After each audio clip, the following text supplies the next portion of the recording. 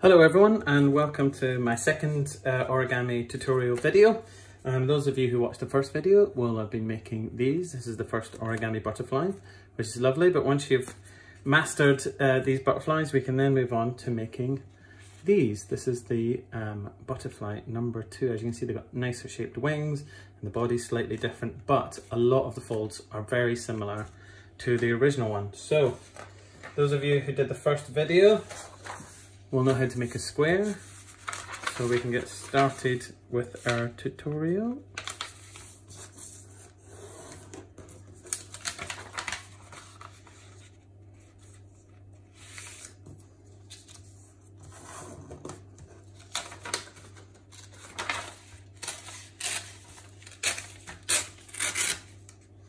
Okay, so once we have our square, the first thing we're going to do is we're going to fold it in half. So again, be nice and accurate. Make sure everything is all lined up at the top there. You want to fold it in half lengthways, and then you want to fold your bottom edge into the center line.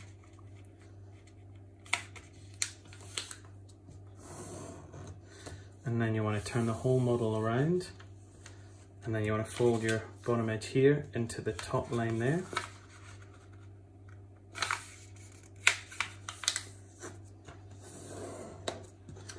You'll have this shape, and then you want to fold this in half lengthways. You'll end up with this shape here. So unfold the fold you just made into here, and you'll have an opening at the bottom and a crease at the top, and you want to orientate the paper so that your folded paper is at the bottom and it opens at the top. And then you're going to fold from the center line all across the bottom. You're going to fold this edge into the center, just like this. It'll stick out across the bottom, that's fine. Again, be as accurate as you can be, make sure it goes along the center line. Draw your nail down. And then you want to do the same on the opposite end. So from the center, this bottom edge, we're folding it into the center, like so, and draw the nail down. Lovely, so we're just going to unfold the two folds we made. And then we're going to do the tucking in fold that we did with our first butterfly. So you got your diagonal fold here, the fold that reaches the center point.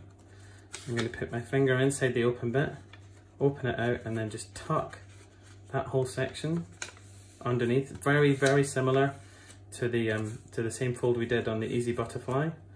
So again, here it is here, it's this fold here from the top line. I put our fingers in, open it out, and then tuck that flap on the inside, just like that. Beautiful. And you'll find you'll have a nice diamond shape here, but this time it'll have an edge here and an edge here that sticks out across the bottom of your pyramid.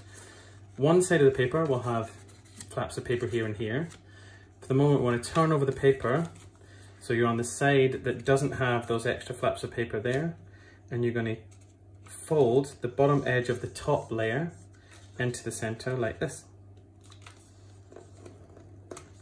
And then do the same on the other side. So it's the bottom edge of the top layer, and I'm folding it up and into the center, just like that. You will all recognize that fold from the original butterfly as well.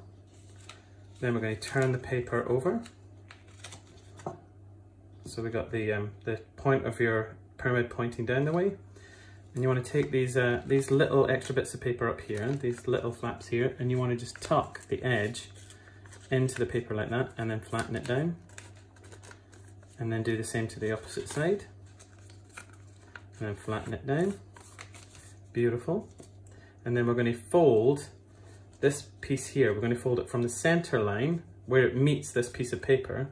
We're going to fold it from there to the top of the fold that you just make. So we're making a fold from here all the way up to there, and then we will do the same on the opposite side. So it will go from there all the way up to there. We're just folding them across, and it'll fold over the piece of paper here. That's totally fine. And here we are, just like this. Okay, so once you've folded these across, you're going to do the same fold that you did with the easy butterfly, where you fold the whole model up, only now you don't have a top line. So you can imagine where the top line would be, and you want the point to touch the top line, but then just move the top beyond and then flatten it down.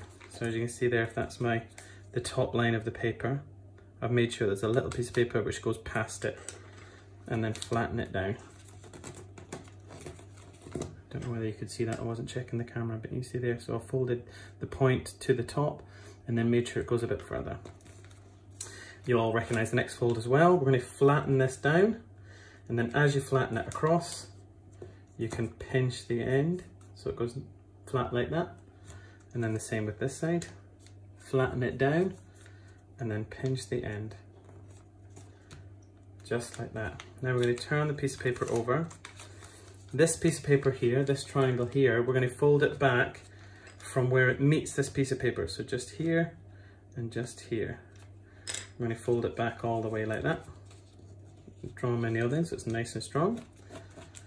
And then I'm going to fold it back up again so that it goes just past the top of the paper. So have a look at that. So there you go. So I folded it back and then I folded it up so it goes past just the piece of paper. Yeah.